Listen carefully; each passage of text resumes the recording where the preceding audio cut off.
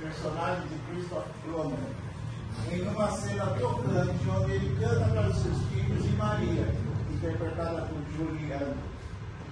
A canção é uma homenagem à flor Edelweiss, que cresce nas montanhas dos Alpes e é conhecida por sua beleza e resistência.